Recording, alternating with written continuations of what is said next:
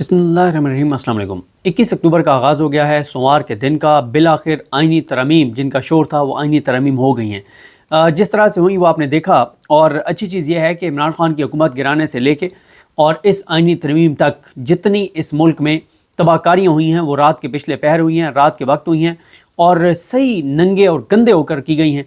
और हर इनके अमल से इमरान खान की हुकूमत गिराने से लेके इनको हुकूमत में लाने तक और इनको हुकूमत में लाने से लेके और आइनी तरमीम कराने तक ये जो कुछ धंधा किया गया है ये रात की तारीकी में किया गया, रात के पिछले पैर किया गया है।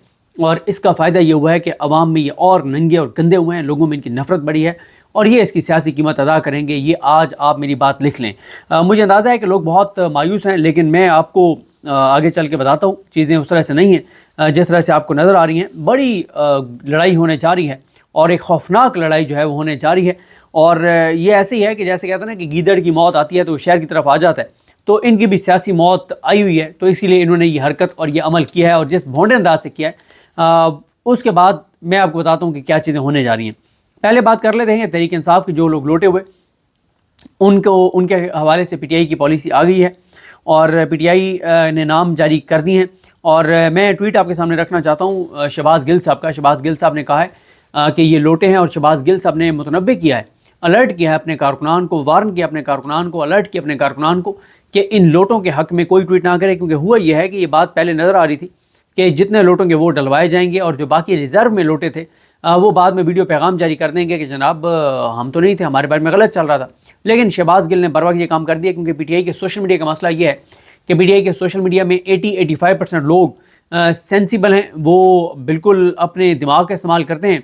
लेकिन 10 से 15% लोग ऐसे हैं जो शायद, क्योंकि देखें पीटीआई के जो सोशल मीडिया है ना वो 100 नहीं 101% इमरान खान के साथ तो सिंसियर है। इमरान खान से उनकी कमिटमेंट की कोई मिसाल नहीं मिलती जितनी वफादारी उन्होंने इमरान खान के साथ निभाई है।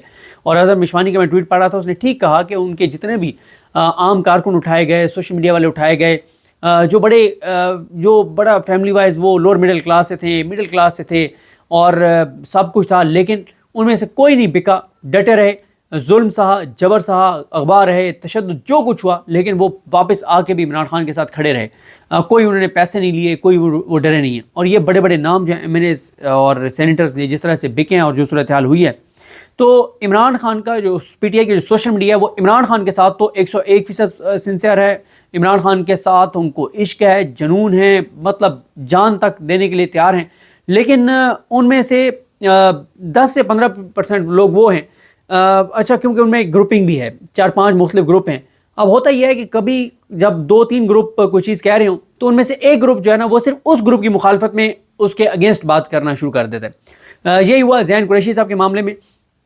ज़ैन कुरैशी जिनका 1000% वो लौटे हो चुके हैं, उनके हवाले से हुआ ये कि कुछ पीटीआई के सोशल मीडिया वाले एक्टिव हो गए कि दिखाएं हमें कहाँ है उसकी तस्वीर, कहाँ है वो नहीं था, ये वो झूठ बोला जा रहा है, गलत बयानी की जा रही है और ये नैरेटिव बनने लग गया।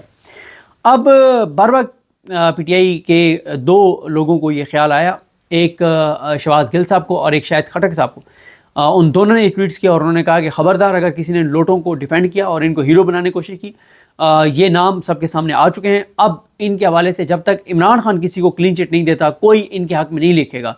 और फिर शहबाज गिल साहब से तो बहुत बड़ा ब्लंडर हो गया, बहुत बड़ा ब्लंडर हो गया कि उनसे ज़ैन कुरैशी से शहबाज गिल तो मैंने नहीं कह दिया, मैं भी इस वक्त नींद में हूँ। आपको पता है कि कल से जाग रहे हैं और सारी रात जो है ना वो हमारी वो वाली मसला तो नहीं है जो शहबाज शरीफ और इन 271 ग़ुलामों का मसला है कि 271 जो ग़ुलाम हैं इनकी हैसियत और औकात आपने देख ली है कि इनमें से किसी की ज़रूरत नहीं थी कि कोर्ट के जाता। 5-6 लोग इतने बीमार थे कि वो बैठ के और हाथ खड़े करके उन्होंने वोट दिया है, लेकिन ज़रूरत नहीं थी कि कोई अवान से उठ के जा सके। ये हालत है।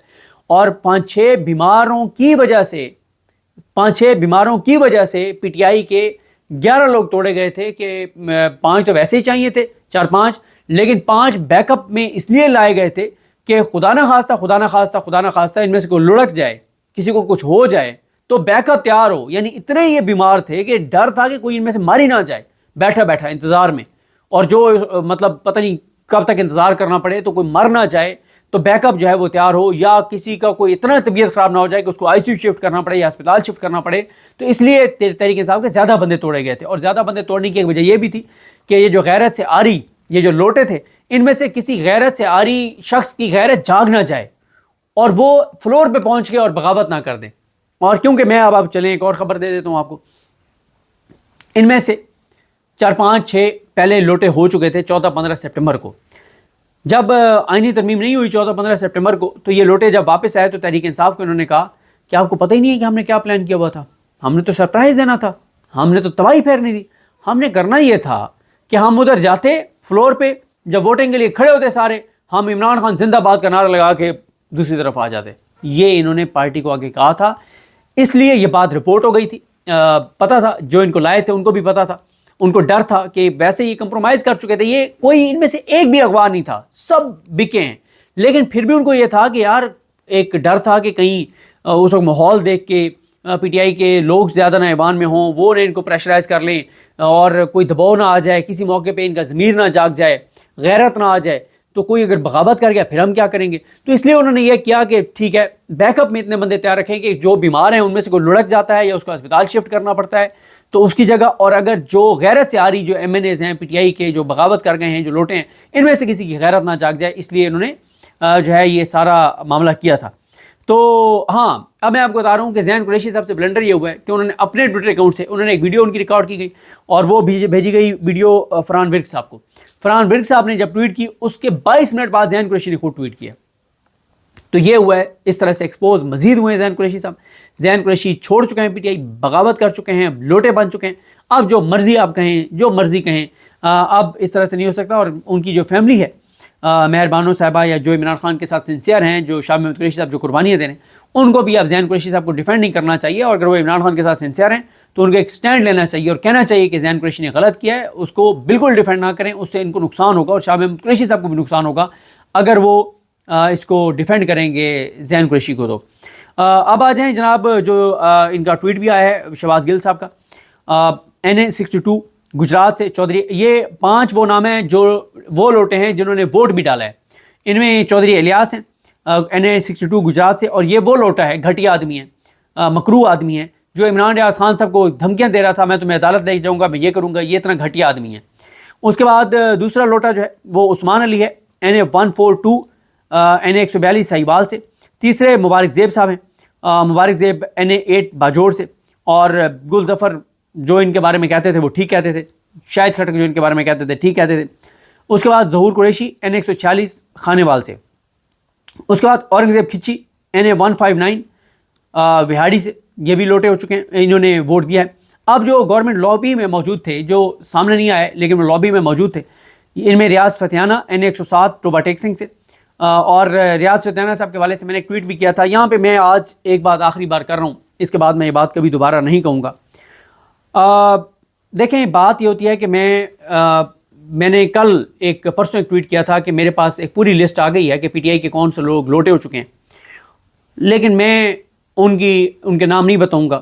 اور میں اس لیے نہیں بتاؤں گا کہ پی ٹی آئی کے سوشل میڈیا کے اوپر کچھ اکاؤنٹس ہیں جو پہلے ہی میرے خلاف ایک پروپیگنڈا کر رہے تھے اور ماحول بنا رہے تھے کہ صدیق جان باریک واردات ڈال رہا ہے اور یہ کر رہا ہے وہ کر رہا ہے. تو میں نے کہا ٹھیک ہے, اگر ان کے لوگ لوٹے ہو کے اور عمران خان کی پیٹھ پہ چھرا گھونپ رہے ہیں تو کریڈٹ ان کے پی ٹی آئی کے ان سوشل میڈیا کے اکاؤنٹس کو بھی جانا چاہیے, جو ہر بات پہ ان کو یہ آ جاتا ہے کہ فلانا بھی جو ہے وہ پیٹھ میں چھرا گھونپ رہا ہے ہماری اور پارٹی کے, فلانا بھی باریک واردات ڈال رہا ہے. تو میں نے کہا ذرا یہ مزہ چکھ لیں. حالانکہ میں یہ سمجھتا ہوں کہ اب میں یہ سمجھتا ہوں کہ اگر پرسوں جو مجھے بلکہ اس سے بھی پہلے 4 نام پتہ چل گئے تھے, اگر اس وقت میں اس بات کا خیال نہ کرتا اور یہ بات میں پبلک کر دیتا تو شاید زیادہ ہائپ کریٹ ہو جاتی اور پہلے زیادہ دباؤ بڑھ جاتا. اور پی ٹی آئی کے 2 سینیٹرز کے حوالے سے جب ہم نے بات کی تو اس وقت بھی کہا گیا کہ باریک واردات ڈال رہے ہیں, یہ کر رہے ہیں وہ کر رہے ہیں. دیکھیں بات یہ ہوتی ہے کہ پی ٹی آئی کی جو پبلک پوزیشن ہوتی ہے نا پی ٹی آئی کے عہدیداران کی, وہ کچھ اور ہوتی ہے اور وہ ان کی مجبوری ہوتی ہے کیونکہ ان کا ایک پالیسی ایک پارٹی ڈیکورم ہے. لیکن جو ہم سے بات ہو رہی ہوتی ہے نا تو ہمیں وہ ایک چیز بتا رہے ہوتے ہیں کہ انٹرنلی چل کیا رہا ہے. میں آپ کو بتانا چاہتا تھا آج ایک سینیٹر کا قصہ کہ پی ٹی آئی کے کس کس بندے کو پتا تھا کہ وہ سینیٹر اس نے بغاوت کر دی ہے اور اس نے اپنا تن من دھن بیچ دیا ہے. لیکن میں آج وہ اس لیے نہیں آپ کو بتا پا رہا کیونکہ کل جب میں نے یہ ویڈیو میں کہا تو احمد بوپک صاحب نے وہ میرا لگا دیا. تو جن دوستوں کے حوالے سے میں نے ذکر کیا تھا ان میں سے ایک دوست نے مجھے میسیج کیا کیا مجھے ابھی یہ بات نہیں کرنی چاہیے, تو میں اس لیے بات نہیں کر رہا. لیکن آپ کے ساتھ میرا وعدہ ہے کہ میں ایک چیز آپ کو بتاؤں گا اور کچھ ان لوگوں کے ہیروز کے بھی نام بتاؤں گا جن کا بڑا کردار تھا سارے میں, جنہوں نے پوری کوشش کی. اور لہٰذا جب بھی ہم کوئی بات کر رہے ہوتے ہیں تو ہمارا کوئی مقصد کوئی ایسا نہیں ہوتا، ہمارے پاس جو اتھینٹک انفارمیشن ہوتی ہے اس کے اوپر ہم کر رہے ہوتے ہیں. مجھے 2 سینیٹرز کا بہت پہلے پتہ چل گیا تھا، میں نے ٹویٹ کر دیا تھا کہ 2 سینیٹر بک چکے ہیں. 4 MNAs کا مجھے پہلے پتہ چل چکا تھا، اور یہ پوری لسٹ جو آج آئی ہے، یہ پوری لسٹ میرے پاس نام مجھے ایک PTI کے اہم رہنما نے لکھوا دیے تھے. تھوڑا سا ٹائم گزرنے دیں، اس عمران خان کے ہیرو کا، اس عمران خان کے جان نثار کا، عمران خان کے اس جالے کا نام بھی آپ کو بتا دوں گا جس نے بڑی ایفرٹس کی.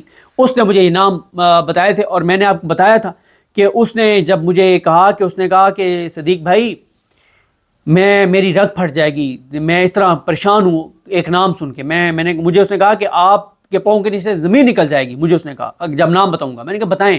اس نے کہا کہ زین قریشی. تو میں اٹھ کے بیٹھ کے میں نے کہا کیا بات کر رہے ہیں آپ؟ کہتے ہیں ہاں زین قریشی. تو انہوں نے بتایا تھا. تو جب بھی ہم کو بات کر رہے ہوتے ہیں کسی انفارمیشن کی بنیاد پہ کہہ رہے ہوتے ہیں، تو باقی اب ان لوگوں کو سکون مل گیا ہوگا جو اس وقت ہمیں کہہ رہے تھے کہ ہم باریک واردات ڈال رہے ہیں. تو آپ لوگوں کو مبارک ہو، ماشاءاللہ بڑا آپ لوگوں نے خدمت کیا پارٹی کی.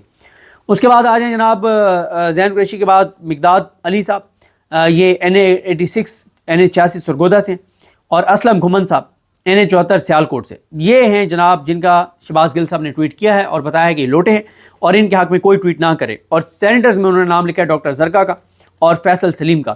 اچھا خیر، ان باقیوں کو یہ کریڈٹ جاتا ہے کہ انہوں نے کوئی ابھی تک بیان نہیں دیا، اور ان کو پتہ ہے کہ اب ان کا بیان نہیں مانا جائے گا.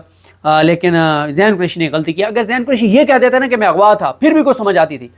اور اتنی بھونڈی انہوں نے ویڈیو جاری کیا ہے کہ میں نے ابھی ٹی وی پہ دیکھا ہے کہ میرا چل رہا ہے کہ میں ووٹ دینے گیا ہوں، میں ووٹ دینے نہیں گیا، یہ جھوٹ ہے، میں عمران خان کے ساتھ ہوں، PTI کے ساتھ ہوں. خدا کا خوف کرو یار، کوئی تھوڑی سی تو اپنا مطلب. لوگوں کو کیا سمجھ رکھا ہے تم نے؟ یہ لوگوں کو تم نے نون لیگ والا سمجھ رکھا ہے. پاکستان کے 25 کروڑ لوگوں کو آپ نے شریف خاندان کے جو چپراسی اینکرز ہیں، صحافی ہیں، وہ سمجھ رکھا ہے. اچھا وہ بھی جو اینکرز اور صحافی اور تجزیہ کار جو شریف خان کو سپورٹ کرتے ہیں، وہ ایسے نہیں کہ ڈفرز ہیں کہ ان کا دماغ بند ہے یا وہ جاہل ہیں. نہیں، وہ تو ان کا مفاد ہے، وہ اس لیے جاہلانہ باتیں کرتے ہیں. تو زین قریشی جو ہے وہ اپنے اکاؤنٹ سے ٹویٹ بعد میں کر رہے ہیں، فرحان بھی پہلے کر رہا ہے، تو اب اور پیچھے کیا بچا ہے؟ اچھا تو یہ اب آ گیا. اور باقی اس میں آپ کو بتا دوں، اب PTI کو اس چیز کا جواب دینا چاہیے، PTI کی قیادت کو، کہ کن کن لوگوں پہ ذمہ داری تھی. اور جب پتہ چل گیا تھا کہ یہ لوگ لوٹے ہو چکے ہیں، تو ان کا نام جلدی پبلک کیوں نہیں کیا گیا تھا؟ اس چیز کا جواب تحریک انصاف کی لیڈرشپ کو دینا چاہیے. عمران خان نے آپ کو پارٹی کا اگر حوالے آپ کے ذکر کی ہوئی ہے جو PTI کے باہر لیڈرز ہیں، تو ان کو بہترین طریقہ یہ ہے کہ ان کو رسپانسبلٹی فکس کر کے اور بتا دینا چاہیے کہ ان لوگوں کی ذمہ داری ان لوگوں کے پاس تھی. کیونکہ یہ بات کہی بھی ہے صاحبزادہ حامد رضا صاحب نے، جب وہ اسمبلی سے نکلے، انہوں نے کہا جی انکوائری کمیٹی بنے گی اور وہ دیکھے گی کہ کس کی ذمہ داری کس کے پاس تھی. دیکھیں آج سے 10 دن پہلے اگر PTI یہ نام جاری کر دیتی کہ یہ لوٹے ہو چکے ہیں، تو آج ہو سکتا ہے کہ ان میں سے کچھ لوگ ٹوٹ گئے ہوتے، حکومت سے اتنا پریشر آ جاتا، لوگ ان کے گھروں کا گھراؤ کرتے کہ یہ نہ کرتے. لیکن تحریک انصاف جو ہے انہوں نے بہت دیر کی، اور کل آ کے تحریک انصاف نے پراپر یہ کہا کہ اب ان کا نام لیک کر دیں، جاری کر دیں. لیکن تحریک انصاف کے، میں بتا رہا ہوں بار بار آپ کو، کہ ایک سینیٹر کے حوالے سے PTI کے ایک سینیٹر کو پتا تھا، اس کو بتا دیا تھا اس نے کہ میں نے ووٹ حکومت کے حق میں دینا ہے. اور یہ ہے. تو بہرحال آپ دیکھتے ہیں جی. اس کے بعد آپ آ جائیں جناب کہ 12:05 پہ اجلاس شروع ہوا، 5:15 تک جاری رہا، 5 گھنٹے 10 منٹ یہ اجلاس جاری رہا مکمل طور پہ. اور آپ دیکھیں کہ بلوچستان میں درجنوں بے گناہوں کی جانیں چلی گئیں. ابھی کانکنوں کو کی شہادت ہوئی جس دن SCO ہونی تھی، اس سے ایک دن پہلے. اور اس سے پہلے جو مزدور شہید ہوئے، جو اس سے پہلے مسافر شہید ہوئے، جو کچھ درجنوں بلوچستان میں پاکستانیوں کی جانیں گئی ہیں. دہشت گردی کے واقعات بڑھ گئے ہیں، دہشت گردی بڑھ گئی ہے، دھماکے بڑھ گئے ہیں، غربت بڑھ گئی ہے. مطلب بہت حالات کشیدہ ہیں، لوگوں کے حالات خراب ہیں. کبھی آپ نے دیکھا ہے کہ 5-6 گھنٹے اجلاس پاکستان کے ایشوز کے اوپر اور پاکستان کے اوپر کوئی یہ کر رہے ہوں؟ کبھی آپ نے دیکھا ہے کہ اتنے حکومتی اراکین بیٹھ رہے ہوں؟ دنیا میں اوورسیز پاکستانیوں کو کہوں گا، یا پاکستان کے اندر جو لوگ جو ریسرچ کرتے ہیں، جو اسٹڈی کرتے ہیں، جو کتابیں پڑھتے ہیں، جو انٹرنیشنل چیزوں کو دیکھتے ہیں، میں ان کو کہوں گا کہ میری ریکویسٹ ہے کہ آپ اس پہ ضرور ریسرچ کریں. پوری دنیا میں کوئی ایک ایسی پارلیمنٹ جس نے آج تک پوری رات جا کے اور کوئی قانون سازی کی ہو تو پلیز مجھے بتائیے گا. یہ نوکر، غلام، اوقات، حیثیت ان کی دیکھیں، ان میں سے کسی کو جرأت نہیں تھی کہ وہ واش روم تک بھی چلا جائے. یہ حالات ہیں ان لوگوں کے، فارم 47 والوں کے. ظاہر ہے نوکر کی تو نخرہ کی، پھر آپ کی حیثیت اور اوقات یہی ہوتی ہے جو آپ کی اس وقت حیثیت اور اوقات ہے کہ آپ میں سے کسی کی جرت نہیں تھی کہ اٹھ کے جائے. مطلب یہ حالات ہیں.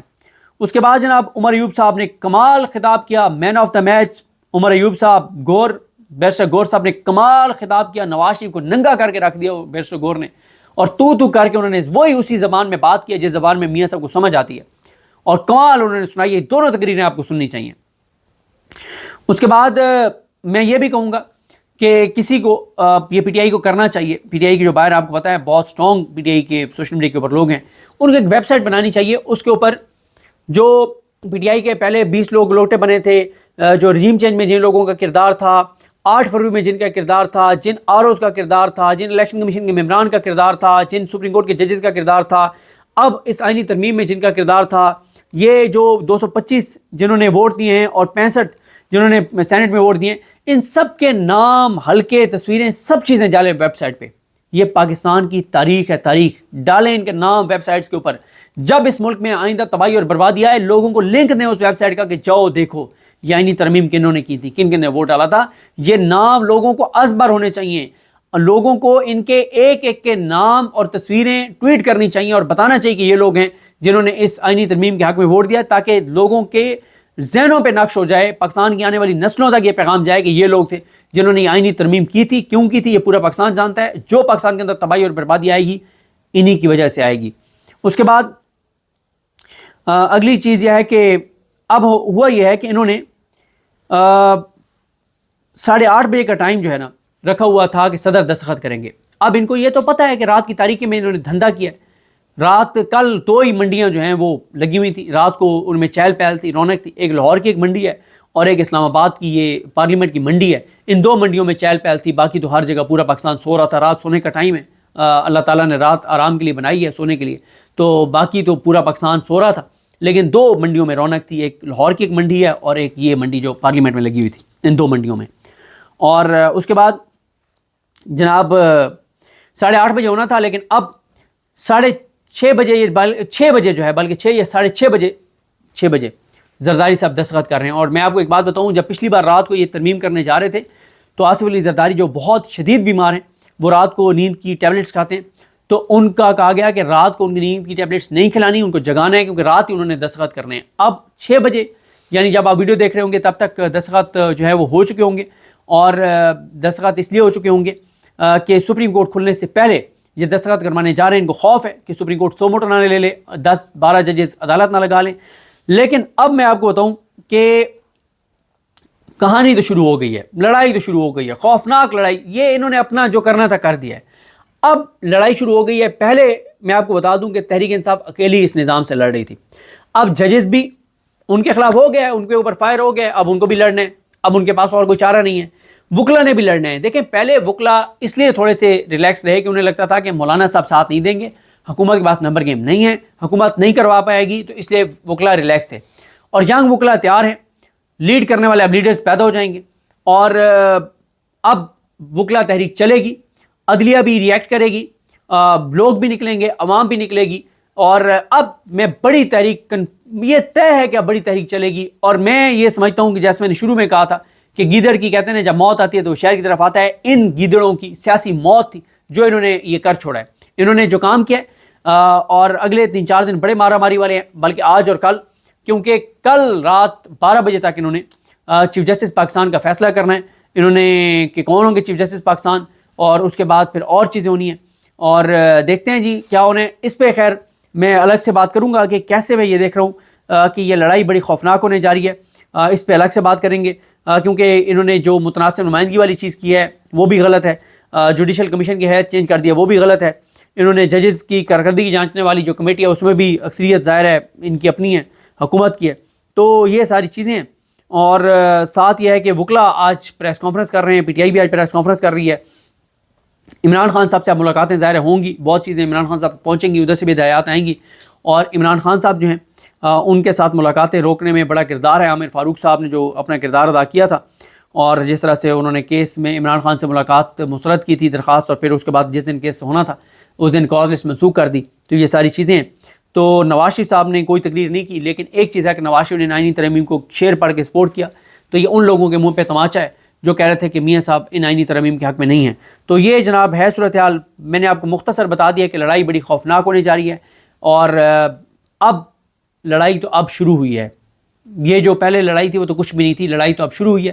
کیا کچھ آج عدالت سے ہوتا ہے نہیں ہوتا، کس طرف چیزیں جاتی ہیں، ججز کیا فیصلہ کرتے ہیں، انٹرنلی کیا چل رہا ہے، ان تمام چیزوں پہ بات کریں گے. مجھے اپنی دعا میں یاد رکھیں. اللہ کریم ہم سب کا حامی ناصر ہو. اللہ حافظ.